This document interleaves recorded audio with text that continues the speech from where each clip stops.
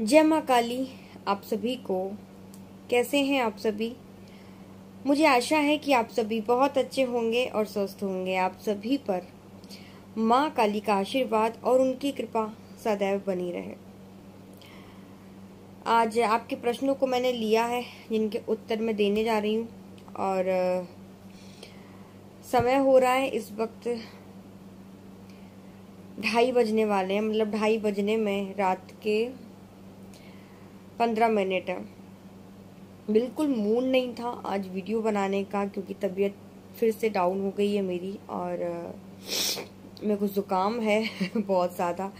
और मुझे बुखार कभी आता नहीं है, सिर्फ मुझे ज़ुकाम ही होता है। और वो ज़ुकाम इतना भयंकर होता है कि सोने की कोशिश की, नींद नहीं आ रही। क्यों? क्योंकि मैं लेट रही हूँ तो मेरी नाक बंद हो जाती है दोनों, मेरे को सांस नहीं ले पाती मैं। फिर मेरे को आँखों में से पानी आ रहा है बहुत ज़्यादा। आप इस वक्त मैं आपको अगर अपनी आँखें दिखाऊं तो आप ये देखिए, ये आँख मेरी पूरी लाल हो रही है, ये आँख मेरी पूरी लाल हो रही है, मेरी नाक लाल हो रही है। देखिए आँख में कितना अंतर। ये मेरे को ज़ुकाम की वजह से होता है, ठीक है। तो आज बिल्कुल मन नहीं था मेरा वीडियो बनाने का, लेकिन जब नींद नहीं आ रही और बिस्तर पर पड़े पड़े कुछ होना नहीं है और मैं ज़ुकाम में दवाइयाँ लेती नहीं हूँ, तो सोचा जितना होगा, जितना मेरे से बनेगा मैं वीडियो रिकॉर्ड करूँगी।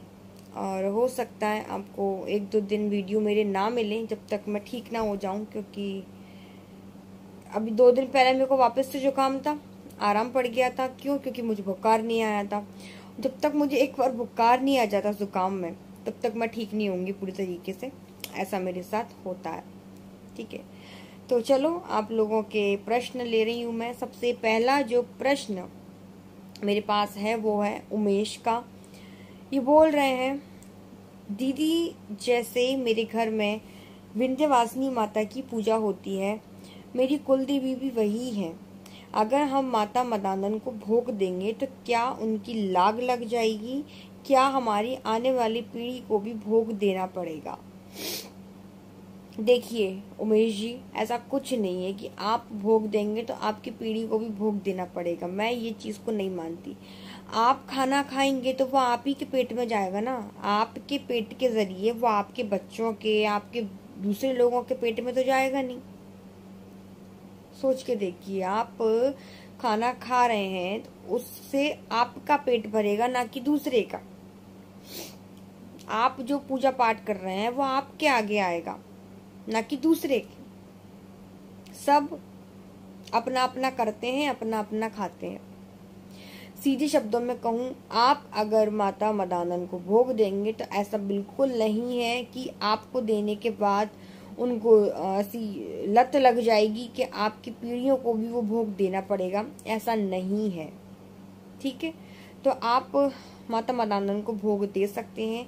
माता मदानन का जो भोग होता है वो मिट्टी के हड़िये में, हमारे यहाँ हड़िया बोलते हैं उसको, या आपके यहाँ कुछ और भी बोलते होंगे। जैसे मिट्टी के छोटे छोटे दिए आते हैं, ऐसा ही बड़ा, इतना बड़ा डोंगा टाइप का मिट्टी का आता है, कुम्हार के यहाँ मिलता है। उसमें माता मदानन का भोग दिया जाता है, ठीक है। ऐसे किसी आप दोने में रख के नहीं दे सकते, ठीक है। तो आपको उसमें 5 प्रकार की मिठाइयाँ या 7 प्रकार की मिठाइयाँ या मीठा हलवा देसी घी का आप रख के इस प्रकार से उनका भोग आप चौराहे पर रखवा सकते हैं। उसमें वो जो श्रृंगार की पुड़िया आती है छोटी वाली 10 रुपए वाली, आप वो डालकर चौराहे पर माता मदानन के नाम से रख दीजिए और वहां से हाथ जोड़कर वहीं से और अपने घर की तरफ वापस आ जाइए, ठीक है। आपको पीछे मुड़ के नहीं देखना है, ऐसा आपको करना है और बेझिझक होके आप करिए, ठीक है। ऐसा कुछ भी नहीं है कि आपकी जो माता मदानन है उनको लत लग जाएगी और आपको देना ही पड़ेगा, ऐसा नहीं होता, ठीक है। तो आशा करती हूँ आपको समझ में आ गया होगा। समझ में आ गया तो वीडियो को लाइक कर देना, सभी लोग वीडियो को लाइक कर देना, क्योंकि आप खुद देख रहे हैं मैं कितने कष्ट में रहकर भी आप लोगों के लिए वीडियो बना रही हूँ, ठीक है। अगला जो प्रश्न है वो है शिल्पा का। ये बोल रही हैं, माँ काली और माता मदानन क्या किसी एक व्यक्ति के शरीर में आ सकती हैं क्या? हाँ बिल्कुल आ सकती हैं। एक व्यक्ति के शरीर में भी बहुत सारी देवी देवताओं की सवारियाँ आती हैं। किसी को माता काली की आती है, उन पर माँ दुर्गा की भी आती है, उन पर उनके कुल देवी की भी आती है, पितरों की भी आती है। एक व्यक्ति पर बहुत सारे देवी देवताओं की सवारी आ सकती है। तो माता मादानन और माता काली की सवारी भी एक व्यक्ति पर आ सकती है, कोई बड़ी बात नहीं है, क्योंकि ये जो सारी शक्तियां होती हैं ना, ये एक दूसरे से कनेक्ट रहती हैं। समझ रहे हैं आप, ये एक दूसरे से जुड़ी रहती हैं। तो कौन सी शक्ति कब आपसे प्रसन्न हो जाए, कब चली आए, या ऐसा भी होता है कई बार मैंने देखा है, किसी पे अगर माता काली की सवारी आ रही है, ठीक है, अब माता काली के साथ शांत स्वरूप में माँ दुर्गा भी चलती है तो बहन ही वो दोनों, ठीक है। तो जब माँ दुर्गा की किसी चीज में कमी रह जाएगी, या माँ काली की किसी चीज में कमी रह जाएगी, या किसी भी प्रकार की आप भूल चूक करेंगे, तो वो शक्ति, वो योगिनी आकर माँ की बता देती है कि आपने इस चीज की यहाँ पे कमी कर दी, ठीक है। तो एक व्यक्ति पर दो देवियों की या अलग अलग देवी देवताओं की सवारी आ सकती है। तो अगला प्रश्न जो है वो किरण जी का है, और इनका प्रश्न है कि सवारी आती है तो क्या गुरु बनाना जरूरी है? बिना गुरु के माँ की सवारी साथ नहीं रहती क्या? देखिए किरण जी, आपके ऊपर जो सवारी, देखो सबसे पहली चीज तो गुरु बनाना जरूरी है क्या? गुरु बनाना बहुत ज्यादा जरूरी है, चाहे आपको सवारी आए या आपको सवारी ना आए, इससे आपकी सवारी का गुरु से कोई लेन देन नहीं है। गुरु होना बहुत बहुत ज्यादा जरूरी है। भगवान भी जब अवतार लेकर आए थे तो उन्होंने भी गुरु बनाए थे, तो आप समझिए गुरु की अहमियत को, ठीक है। दूसरा, सवारी आती है तो क्या गुरु बनाना जरूरी है? बिना गुरु के माँ की सवारी साथ नहीं रहती क्या, आपने मुझसे पूछा है किरण जी। देखिए मैं आपको इसमें ये कहूंगी, अगर आपको सवारी आई है तो वो बिना गुरु के ही आई है। पहले तो आपके पास गुरु नहीं थे ना, अगर सवारी को गुरु चाहिए होता तो वो आती ही ना, वो गुरु बनाने के बाद में आती, लेकिन वो पहले आई है। तो सवारी साथ रहेगी, ऐसा नहीं है कि आप गुरु नहीं बनाएंगे तो सवारी चली जाएगी। लेकिन अगर आपको जन कल्याण माँ करवाना चाहती है, आपको दरबार माता लगवाना चाहती है, तो आपको गुरु होना कंपलसरी है। गुरु आपको बताते हैं शक्तियों को नियंत्रित कैसे करना है, शक्तियाँ किस प्रकार चलती हैं, कौन सा भोग कब कब देना है, किस किस प्रकार से देना है, किस व्यक्ति का संकट किस प्रकार से कटेगा, उस संकट के बाद खुद का बचाव कैसे करना है, ये सारी चीजें गुरु बताते हैं। और फिर जिनको सवारी आती है उन व्यक्तियों के लिए वो गुरु आवश्यक है जिनको शक्तियाँ चलानी आती हो, जिनको शक्ति का ज्ञान हो, सवारियों का ज्ञान हो, ठीक है। कर्म कांड वाले पंडितों में ये गुरु में, और जो बाकी जो गुरु रहते हैं ये तंत्र मार्ग से जोड़े, इनमें थोड़ा सा अंतर होता है।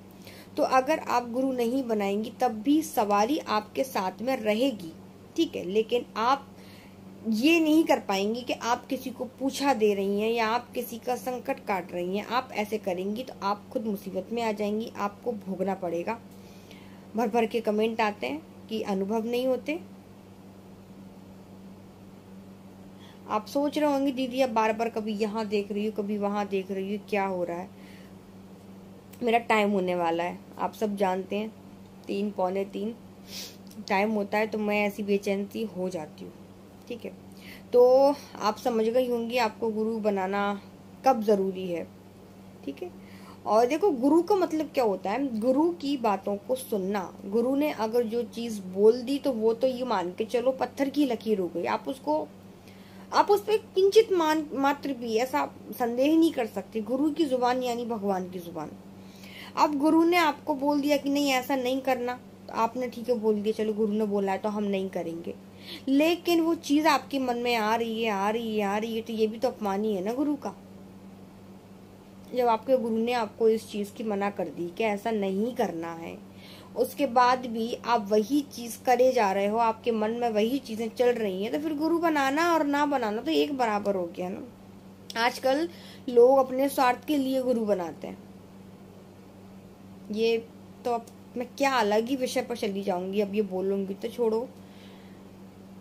गुरु होना बहुत जरूरी है अगर आप गद्दी लगाना चाहते हैं तो। और पहली चीज देखो, सवारी कई तरीके की होती है, मैं हमेशा अपने वीडियो में बोलती हूँ। एक सवारी वो होती है जो खुश होकर आती है और सिर्फ ये बताने आती है कि तुम्हें भटकने की जरूरत नहीं है बच्चे, मैं तुम्हारे साथ में हूँ, तुम्हें दर दर दर दर चौकियों पे दरबारों पे भटकने की जरूरत नहीं, तुम्हारे सारे काम मैं बनाऊंगी। एक सवारी इसलिए आती है, और एक सवारी आती है जन कल्याण के लिए। अब अगर उस सवारी को आपसे जन कल्याण करवाना है तो वो सवारी आपको अपने आप गुरु तक लेके जाएगी। वो सवारी आपको अपने आप रास्ता बताएगी कि आप ऐसे करो, ऐसे करो, ऐसे करो।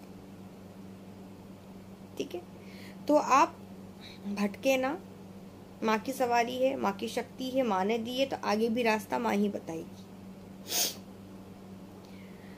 अगला प्रश्न पता नहीं किसका है।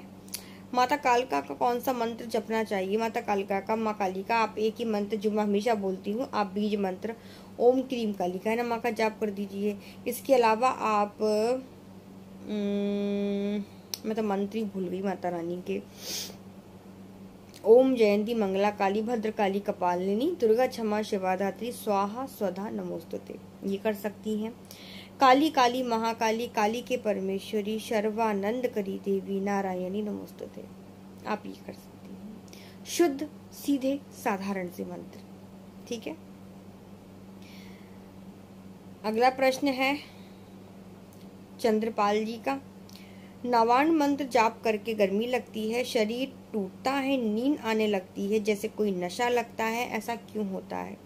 कुछ समय तक ऐसा होता है, जैसे आपके टच में कोई 1% 2% भी नेगेटिव एनर्जी होगी ना, तो ये जो मंत्र है ना नवान मंत्र, इनमें 3 जो महाशक्तिशाली महाविद्याएं हैं वो सम्मिलित हैं इस मंत्र में।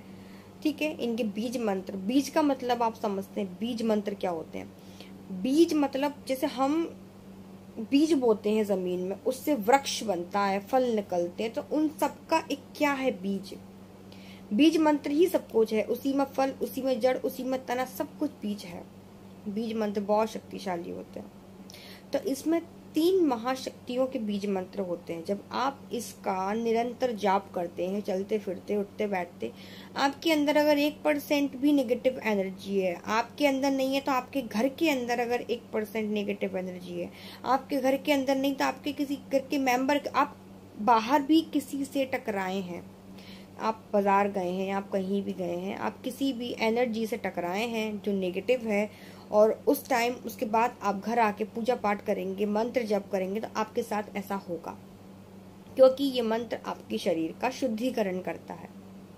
ठीक है, आपको पॉजिटिव ऊर्जा देता है। तो आप किसी मंत्र के बारे में, जो मंत्र सात्विक हैं, आप उन मंत्रों के बारे में कभी ये ना सोचा करें कि इस मंत्र का हम जाप करेंगे तो हमारे साथ ऐसा हो जाएगा, वैसा हो जाएगा। कुछ नहीं होता है, बेझिझक जाप करिए।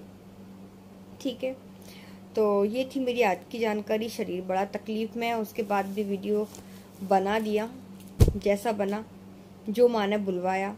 कुछ नहीं आया हो समझ में तो आप मुझे बता देना, मैं आपको वापस से वीडियो बना के रिप्लाई दे दूंगी। ठीक है, मैं आपको समय बताती हूँ, समय कितना हो रहा है, वरना कुछ लोग बोलते हैं दीदी आप ऐसे ही बोलते रहते हो। ठीक है, बताती हूँ आपको। ये देखिए कितने बज रहे हैं, 2:30 बज रहा है। ठीक है, तो वीडियो पसंद आए तो वीडियो को लाइक कर दीजिएगा। कमेंट में सभी को जय माता दी, जय माँ काली जरूर लिखना है। मैं मिलती हूँ आपसे दूसरे वीडियो में। धन्यवाद।